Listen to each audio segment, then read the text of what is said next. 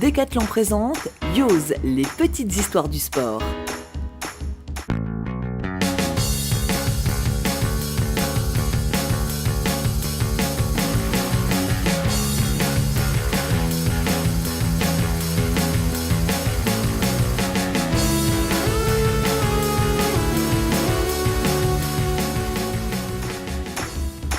Salut à tous, vous êtes dans YOZ, l'émission des petites histoires du sport.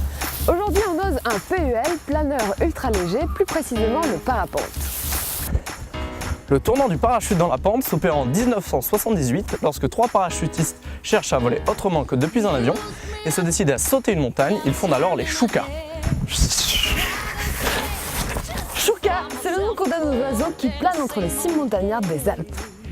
Mais aussi et surtout le nom du premier club école de parapente fondé en 1979 en Haute-Savoie. Et mais on n'a pas oublié quelque chose là? Si.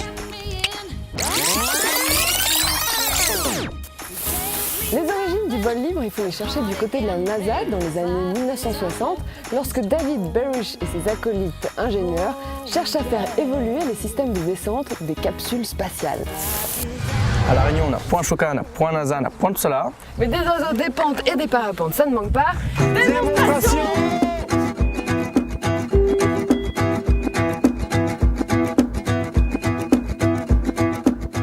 C'est un sport de nature. C'est un sport où on essaye de faire l'oiseau. C'est un petit peu ça. Avec un sérieux handicap, c'est qu'on ne peut pas battre des ailes. Donc il va falloir composer avec les éléments naturels. Donc le vent, l'ennuagement, le relief.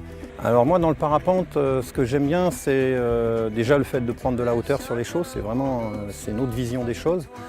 Et puis après il y a le challenge de la compétition. Moi je vole depuis 25 ans, donc au bout d'un moment, sans compétition, je finissais par tourner en rond. Et le challenge de la compétition, c'est vrai que ça remotive énormément, quoi.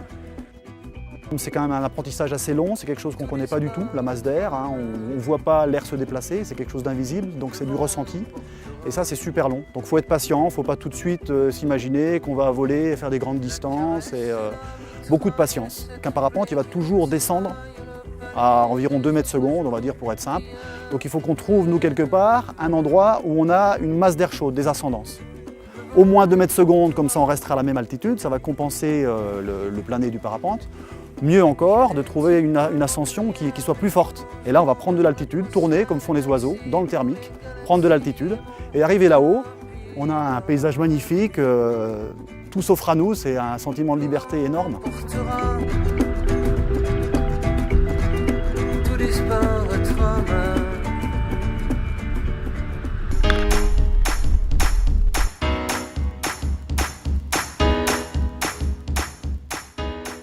Les sangles ici pour le réglage de hauteur. On va démarrer debout et une fois bien dégagé du relief, tu vas t'asseoir. Voilà, et on est relié par les élévateurs, la voile au-dessus de nous. Ok, donc moi j'ai les mains libres et on court. Voilà, on se met face au vent surtout. Et sur cette sellette-là, moi j'ai un parachute de secours. D'accord. Voilà, c'est quelque chose maintenant avec la fédération de vol libre qui est obligatoire quand on fait des vols biplaces. C'est l'aile de la deuxième chance. Donc je t'ai mis dans le dos un petit appareil qui est bien utile quand on fait du parapente, c'est un variomètre. Donc ça nous aide nous à savoir si on est dans une masse d'air qui monte. Pour prendre les bons courants d'air. Et c'est ce qu'on va chercher pour que le vol puisse durer. Allez, on est parti, on y va. Avance. Voilà, l'aile se gonfle. Avance. Voilà. Avance. Et le dessus de la tête, c'est très bien. Donc là, c'est la vitesse qui nous fait décoller. Voilà, on tourne. Je reste tonique. Et voilà, c'est parti. Au-dessus des cannes, bonjour. Voilà, donc on attend d'être éloigné encore un petit peu du relief pour s'installer. Ok.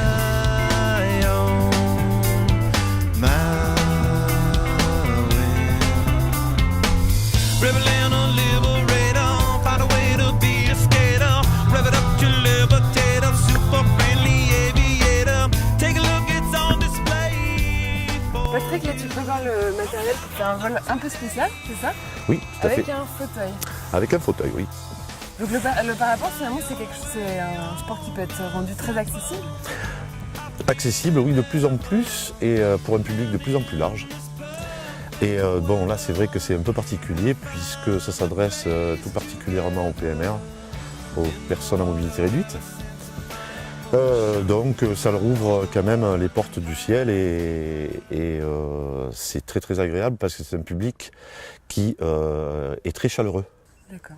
Je vais essayer de tout à l'heure me mettre un peu à leur place dans le fauteuil. Du coup, c'est des conditions un peu particulières pour toi aussi? Alors, conditions particulières, sur le vol ça ne change rien. Mais par contre, la manœuvre de décollage et d'atterrissage est un peu particulière. C'est d'ailleurs pour ça qu'il y a une spécialité. Hein. Il faut que le moniteur brevet d'État passe cette spécialité et se familiarise avec cet engin. Alors la préparation du parapente est très importante. Alors surface du tapis volant, 42 mètres carrés. 42 mètres carrés d'aile. Voilà. Pour un biplace. Tu aurais le même studio et puis à Val d'Isère, tu serais riche.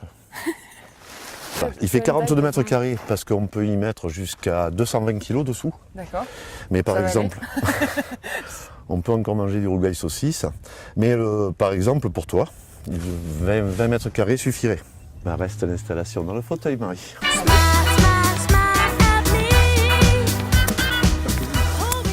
Afficheur OK. Maillon fermé. Alors ce que je suis en train de faire, ça s'appelle une prévole. Hein? Une prévole? Oui. C'est-à-dire? Ben, je vérifie qu'il n'y ait pas un maillon qui soit ouvert, quoi, pour éviter de te perdre. D'accord. Je suis contente que tu fasses ça. C'est-à-dire que même si on a des problèmes pour marcher, on peut voler. Ah mais paraplégique sans problème. Il y en a pas mal d'ailleurs qui volent. Hein.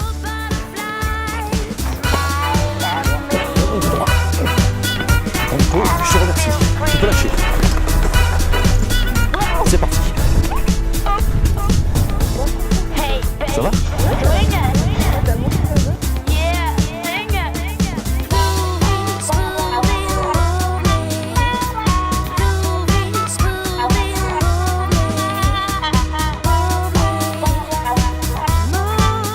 Si ça vous a plu, rendez-vous dans l'un des 17 clubs de Saint-Leu. Une semaine de formation pour pouvoir voler tout seul coûte environ 500 €. Pour plus de détails, rendez-vous sur le lien ci-dessous.